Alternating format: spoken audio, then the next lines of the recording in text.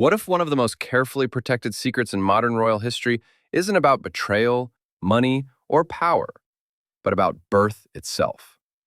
For years, the story of Meghan Markle's pregnancies has been presented as simple, private, and untouchable. But the more people looked closely, the more things stopped making sense. Timelines didn't add up. Protocol was broken. Family members started speaking out. And suddenly, a question that once sounded unthinkable became impossible to ignore. Did Meghan Markle actually give birth to Archie and Lilibet? Or has the biggest secret in royal history been hiding in plain sight? To understand why this question refuses to disappear, you have to go back to one very specific moment, the day Archie was born. According to Prince Harry's own memoir, Spare, Archie was born at Portland Hospital in London. And then, just 2 hours later, Harry and Meghan were allegedly back home at Frogmore Cottage. 2 hours. To someone who's never experienced childbirth, that might sound impressive. To anyone who has, it sounds almost unbelievable. And to medical professionals, it sounds flat out impossible. Let's break that down. Portland Hospital to Frogmore Cottage is roughly an hour's drive on a good day. That means within 120 minutes total, Meghan would have had to give birth, recover enough to be cleared, undergo mandatory post-delivery monitoring, have her baby fully checked, complete discharge paperwork, coordinate security, and then travel an hour home. Hospitals don't work like that, especially not private hospitals following strict safety rules, especially not for a first-time mother, and especially not for someone this high profile. Medical experts pointed out that mothers are usually monitored for many hours after birth. Babies are observed closely. Discharge alone can take a significant amount of time. None of that is optional. And yet, we're expected to believe all of it happened at record speed. That's when observers began wondering if the birth happened the way it was described, or if something else was going on. And the questions didn't stop there. Because Archie's birth didn't just defy medical reality, it also broke centuries of royal protocol. Royal births are not casual events.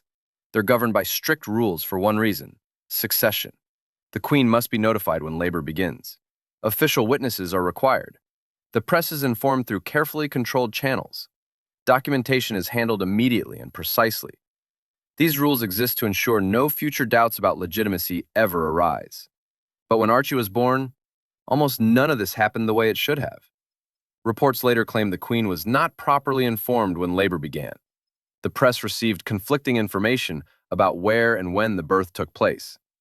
No official medical witnesses were publicly confirmed. And perhaps most strange of all, Archie's birth certificate was reportedly amended days later, with Meghan's name changed after the fact. Compare that with Prince William and Kate Middleton's children.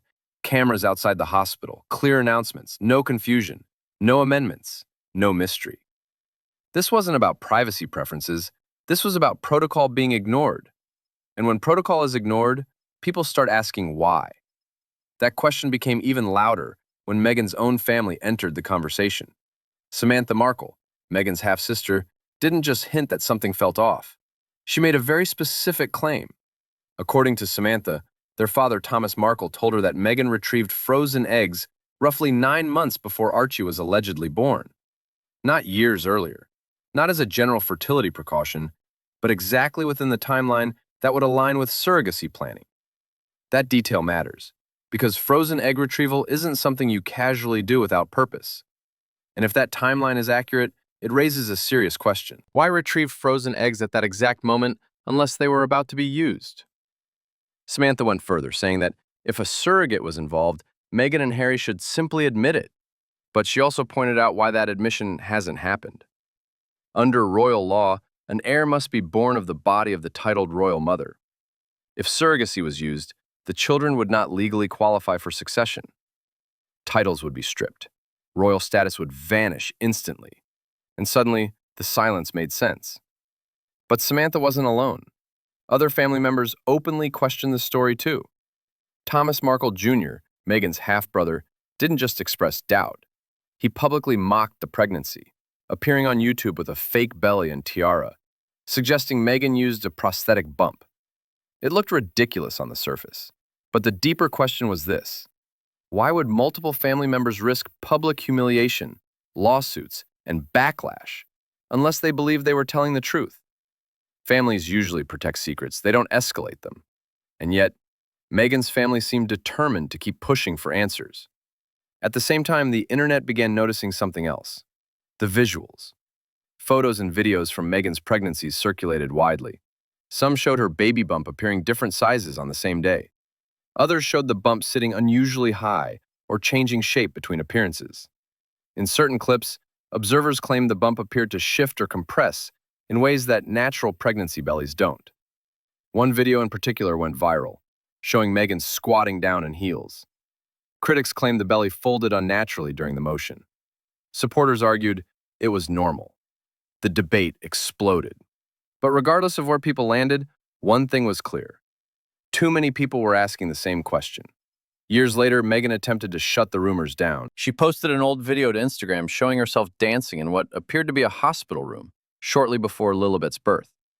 The caption suggested this was proof she was genuinely pregnant. Instead of ending the conversation, it reignited it. Viewers zoomed in. Some claimed the bump shape was wrong. Others said they could see medical monitors. Doctors argued monitors would be normal. Critics said they weren't monitors at all. The video that was meant to silence speculation only added more fuel to it. But visuals alone weren't the real issue. The real danger was legal. Royal succession isn't based on vibes or public sympathy. It's based on law. And under that law, surrogacy changes everything. If Archie and Lilibet were born via surrogate, they would not legally belong in the line of succession. Titles would be revoked. The monarchy would face a legitimacy crisis. Royal author Lady Colin Campbell has been one of the loudest voices calling for clarity. She reportedly said the situation stinks to high heaven and demanded transparency, not out of gossip, but because ambiguity itself threatens the institution. Palace insiders allegedly echoed similar concerns, saying this controversy won't disappear until irrefutable truth comes out.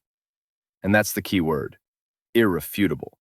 Because despite years of public appearances, interviews, books, documentaries, and statements, there has never been clear, undeniable proof presented that Meghan physically carried and delivered these children. No confirmed witnesses, no detailed medical confirmations, just stories that change, timelines that bend, and questions that multiply.